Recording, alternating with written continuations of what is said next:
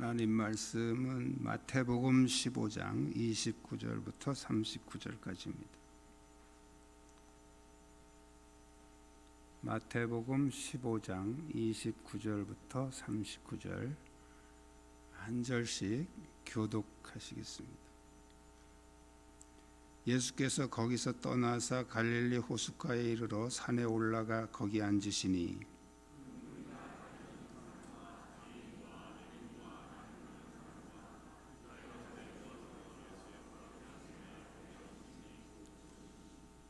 말 못하는 사람이 말하고 장애인이 운전하게 되고 다리 저는 사람이 걸으며 맹인이 보는 것을 무리가 보고 놀랍게 여겨 이스라엘의 하나님께 영광을 돌리니라.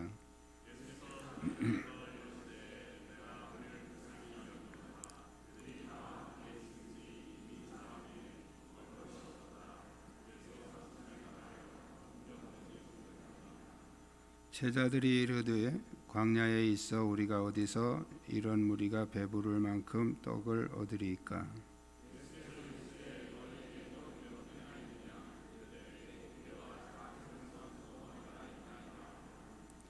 예수께서 무리에게 명하사 땅에 앉게 하시고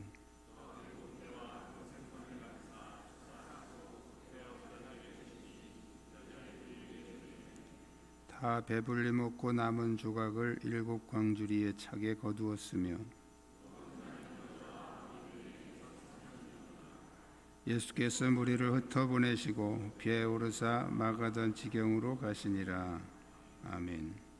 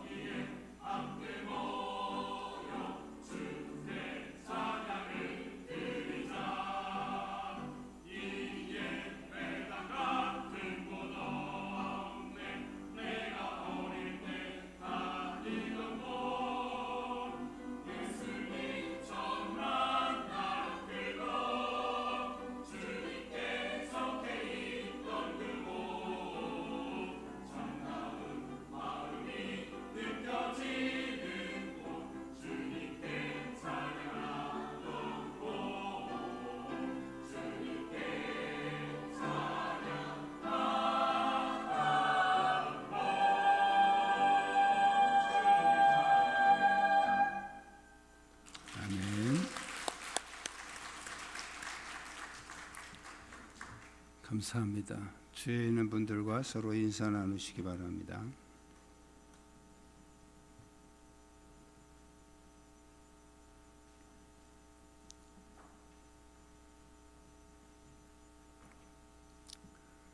마태복음 14장 13절 이하에도 병자들을 고치시고 떡 5개와 물고기 2마리로 5천 명을 먹이신 기적의 사건이 기록되고 있습니다.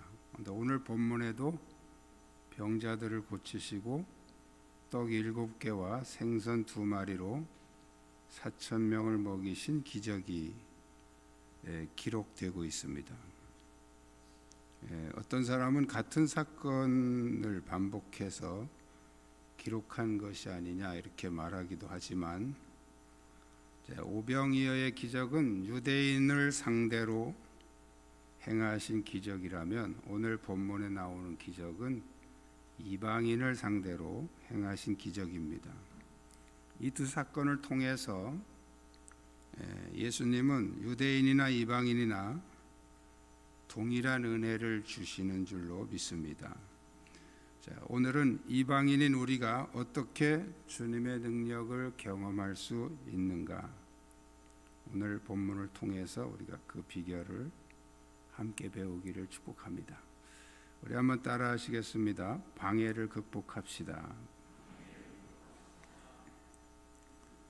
29절에 보면 예수께서 거기를 떠나서 갈릴리 호숫가에 이르러 산에 올라가 거기에 앉으시니, 바로 앞에 본문에 보면 이제 두로와 시돈 지방으로 가셨다. 이스라엘 북쪽이죠. 갈릴리 북쪽입니다. 거기서 떠나서 하는 말은 그 두로와 시돈 지방에서 이제 갈릴리 호숫가로 이동을 하셨다는 얘기입니다. 여전히 그쪽은 이제 이방인 지역이죠. 그런데 그 호숫가에 이르러서 산에 올라가 거기에 앉으시니, 이 산은 바로 이방 지역에 있는 산이었죠.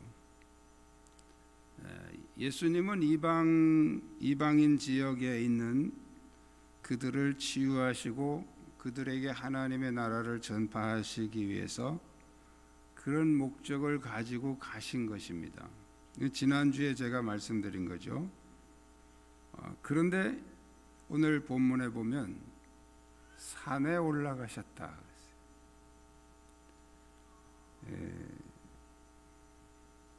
병자들에게 있어서 산은 높은 산이든 낮은 산이든 올라가기 힘든 장소죠. 작은 언덕이라도. 오늘 30절에 보면 이제 병자들이 어떤 상태의 병자들인지 나옵니다. 큰 무리가 다리 저는 사람과 걷기 불편한 사람이죠. 장애인과 맹인과 앞을 못 보는 사람, 말 못하는 사람과 기타 여럿을 데리고 와서 예수의 발 앞에 앉힘에 고쳐주시니 그랬어요. 여기 다리 저는 사람과 맹인, 이런 병자들은 산에 올라가기 어려운 사람들이죠. 왜 예수님은 지금 그들을 치유하시고 그들에게 복음을 전하러 오셨습니다. 그렇다면 좀 더 편안한 장소, 좀 더 낮은 자리, 그들이 쉽게 올 수 있는 자리에서 하시지 않고 산에 올라가셨을까?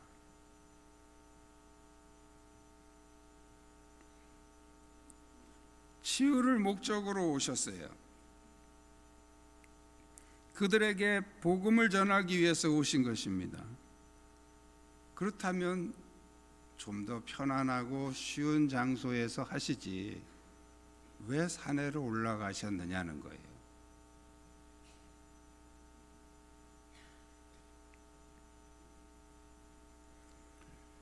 하나님의 은혜는 우리에게 값없이 주어지는 것입니다. 그러나 그 은혜를 받는 과정에서 우리가 극복해야 될 최소한의 노력이 있어야 됩니다.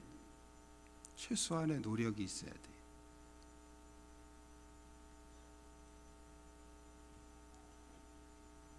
왜 그럴까요? 쉽게 얻은 것은 쉽게 사라집니다. 쉽게 얻은 것은 크게 가치를 못 느낍니다. 똑같은 것이라도 아주 쉽게 얻었다면 그것은 별로 대수롭지 않은 것이 되어버려요.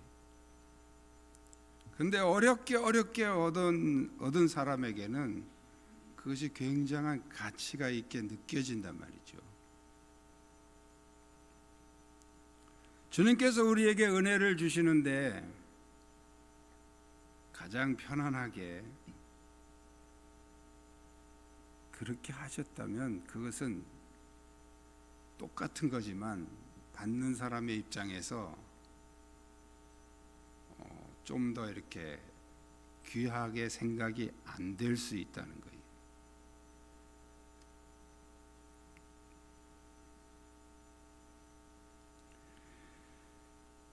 어렵게 얻은 것일수록 감격이 크고 그 기억이 오래 남고 또 가치도 또 소중하게 느껴진다는 것을 우리는 삶의 현장에서 얼마든지 경험할 수 있습니다. 똑같은 집을 한 채 사도 돈 많은 사람이 그냥 사는 집하고 어렵게 대출 잔뜩 받아가지고 힘들게 할부를 끊어가면서 이자 내가면서 산 사람하고 그 집에 대해서 느끼는 가치가 달라질 수 있다는 거예요. 은혜도 마찬가지입니다.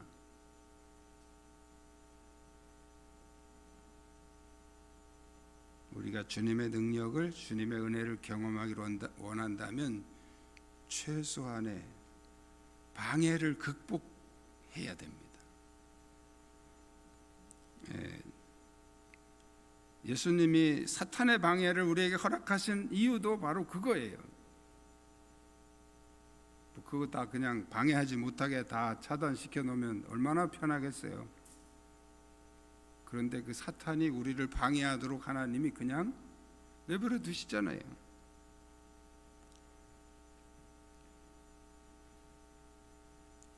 그래서 사탄은 여러 가지 이론과 또 어떤 실패한 사례들을 통해서 우리가 주님의 능력을 경험하지 못하도록, 그 은혜를 가까이 가지 못하도록 방해를 하고 있습니다. 그러나 우리가 그 주님의 은혜를, 그 주님의 능력을 경험하기 원한다면 이런 방해들을 극복해야 됩니다. 이것은 누가 해주는 게 아니에요.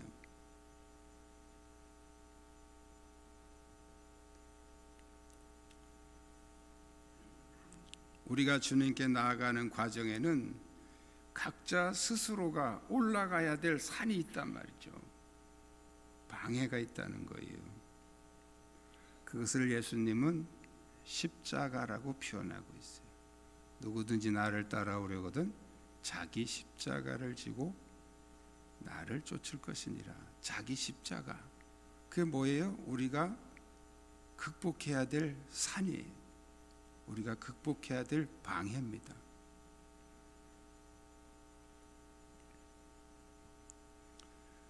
우리의 공로로, 우리의 노력으로 구원을 받거나 또 은혜를 받는 것은 아닙니다. 그러나 주님은 우리에게 당신의 은혜를 베푸시기 전에 우리에게 최소한의 어떤 반응을 요구하신다는 거예요.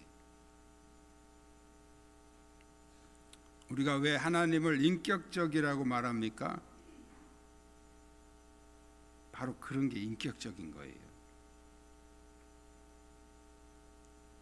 뭐 네가 노력하든지 말든지 그냥 나는 무조건 너 주고 싶다 막 주시는 게 아니에요. 최소한 우리가 어떤 하나님 앞에서 믿음의 행위, 산을 올라가는 어떤 그런 극복하는 노력,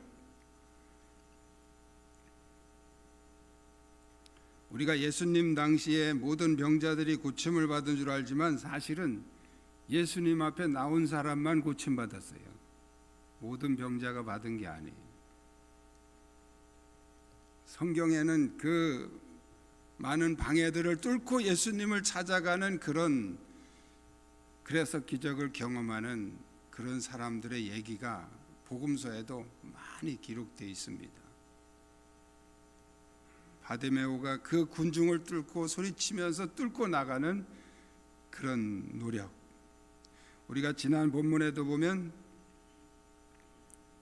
이 가나안 여인이 예수님을 계속 소리 지르면서 따라가는 그 노력, 사람들의 어떤 시선과 그런 질타도 무시하고 끊임없이 주님을 향한 그 열정,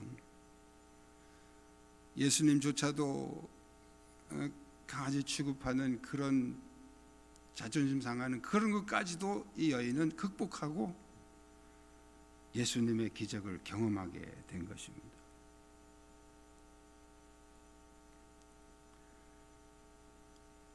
이 믿음을 방해하는 산을 극복하고 주님의 발 앞에 나가서 주님의 능력을 경험하시기를 주님의 이름으로 축복합니다.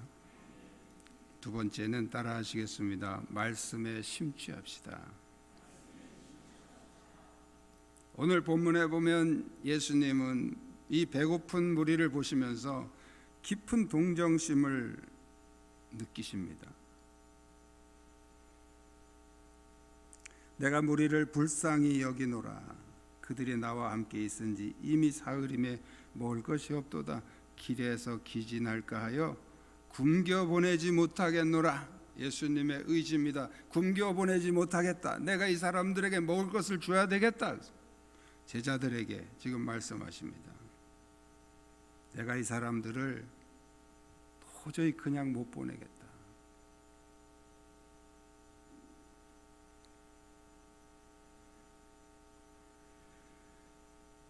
예수님이 그들에게 왜 이렇게 더 깊은 동정심을 보이셨을까요? 그것은 바로 주님 말씀에 심취되어서 시간 가는 줄 모르는 그들의 열정 때문이었습니다. 3일이 지나도록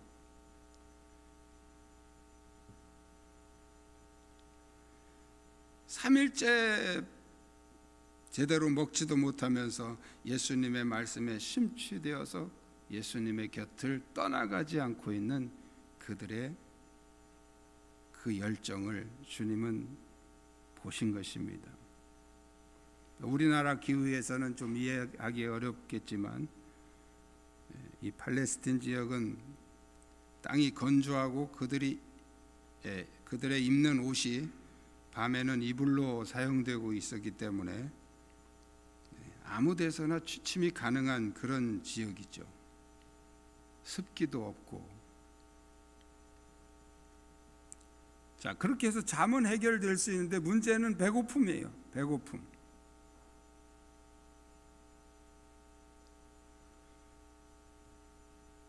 사람이 몸이 아파도 참 비참하게 느껴질 때가 있습니다.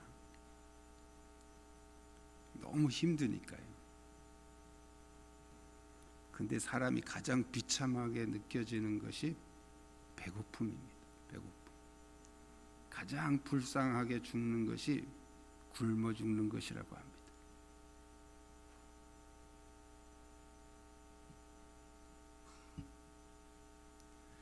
그럼에도 불구하고 그들은 지금 3일째 예수님의 곁을 떠나지 않고 그 예수님의 말씀에 심취해 있었어요.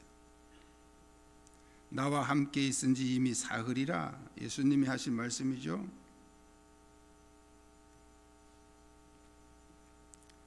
자, 이 말씀은 우리가 3일 동안 아무것도 먹지 못하고 굶었다 이렇게 해석할 필요는 없습니다. 뭐 도시락 싸온 사람도 있을 테고요. 자, 우리가 여기서 생각할 문제는 얼마나 굶었느냐 그게 아니에요. 그들이 먹는 문제도 신경 쓰지 않고 오직 예수님 말씀에 집중했다는 거예요. 예수님 말씀에 몰두했다는 거예요. 우리는 먹는 문제 신경 쓰느라고 몰두하지 못하잖아요. 오늘 점심에는 또 뭘 줄까? 또 컵라면 줄려나? 아이고, 컵라면은 좀 질리는데 최소한 콩나물밥이었으면 좋겠다.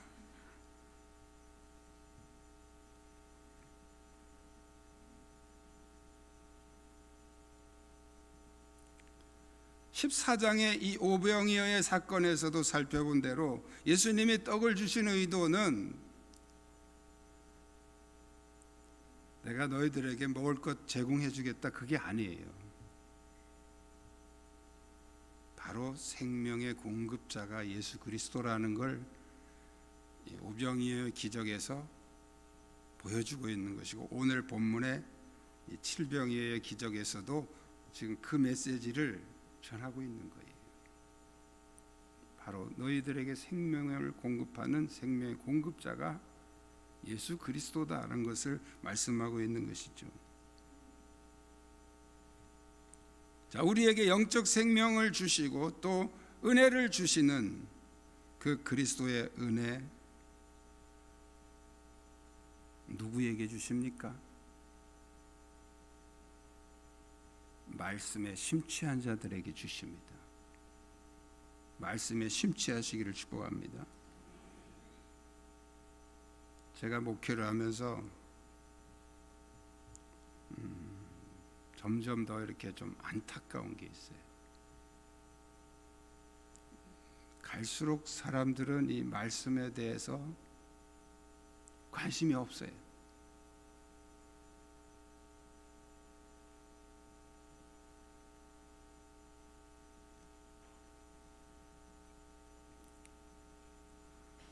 성경 공부를 지난번에 1차, 2차 했는데 몇 명 안 했거든요. 3차 공부하고 광고하고 해도 아무도 신청 안 해요. 지난번에 한 번 하신 권사님이 한 번 신청했더라고요.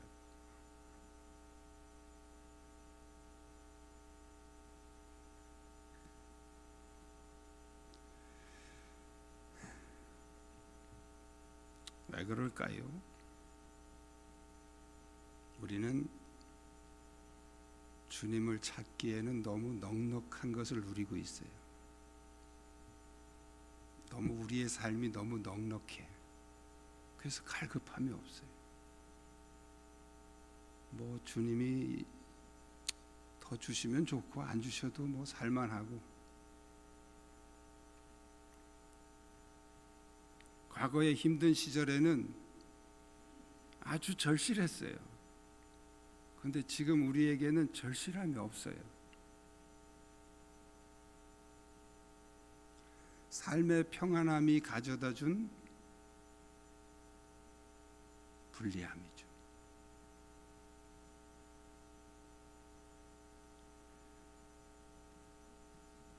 주님의 은혜를 경험하고 싶으시다면 말씀에 심취하시기를 축복합니다.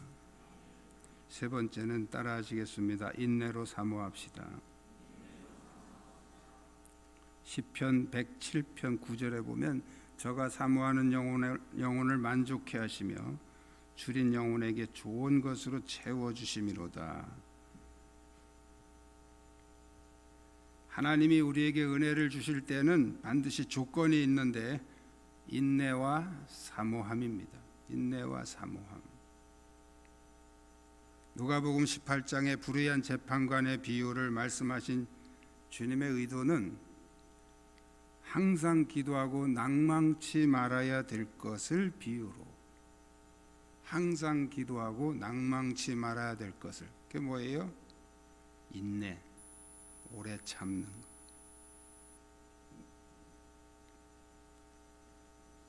주님은 우리가 사모할 때, 또 우리가 기도할 때 즉시 주시지 않습니다. 제가 종종 말씀드리지만 하나님은 도깨비가 아니에요. 말만 하면 뚝딱 나오는 그런 도깨비가 아니란 말이에요. 근데 우리 한국 사람들은 너무 이 도깨비 사상이 많이 쳐져 있어요. 그래서 하나님도 그렇게 꼭 응답을 하셔야 그게 응답이라고 그러고, 조금만 지체하면 그건 응답이 아니고 자기 노력이라고 그래요.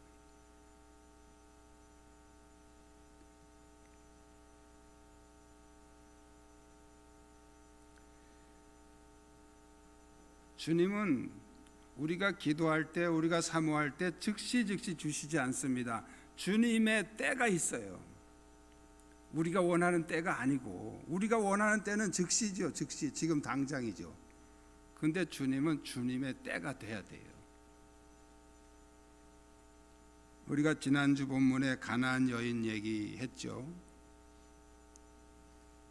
그렇게 소리 지르면서 하도 소리 지르니까 제자들이 예수님 저 여자 좀 돌려보내라 그랬잖아요. 근데 예수님이 아무 말도 안 하세요. 드디어 예수님 앞에 왔어요. 저를 도와주세요 막 하니까 자녀의 떡을 취해서 개들에게 주는 것은 옳지 않다. 참 그럴 때 보면 예수님 모질죠. 왜 그랬을까요? 예수님이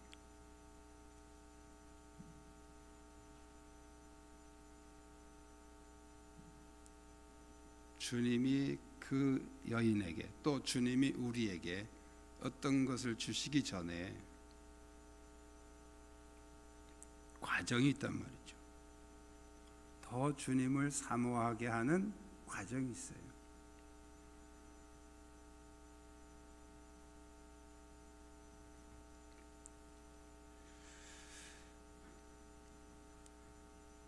그것을 통해서 우리의 믿음이 더 견고하게 되고 더 주님을 신뢰하게 되고 더 성숙한 믿음으로 나아가게 하시기 위한 주님의 방법입니다. 자, 오늘 본문에 떡을 먹은 사람이 4,000명이라고 나옵니다. 4,000명. 이 4,000명이 예수님을 만나러 온 모든 사람의 숫자가 아닙니다. 사흘 동안 버틴 사람들이 4,000명이에요.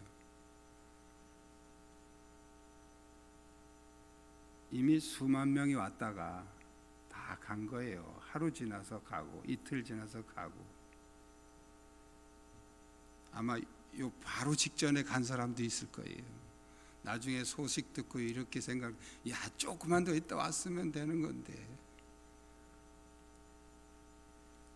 다 떠나가고 남은 사람이 4,000명이에요. 3일 동안 끝까지 인내하면서 주님을 사모했던 그 사람들의 숫자예요. 이게 4,000명이에요. 집에 간 사람들은 기록이 안 되고 생략됐으니까 얼마가 갔는지 모르죠. 배고픔을 참아가면서 끝까지 남아서 주님을 사모했던 그들의 숫자가 4,000명이란 얘기예요.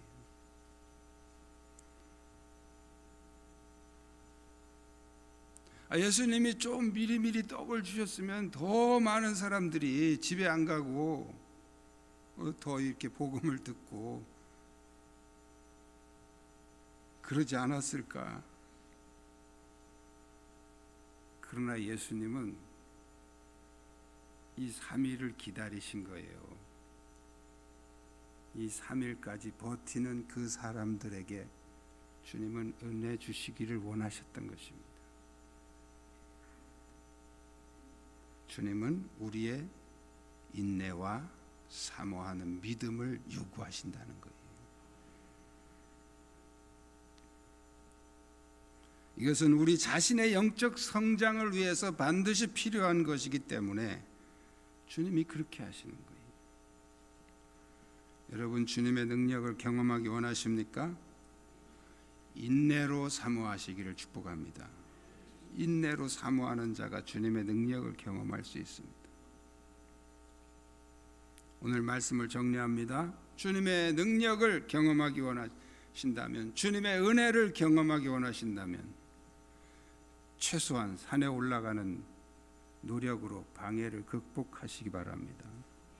그리고 말씀에 심취하십시오. 시간 따지지 말고 말씀에 심취해 보십시오.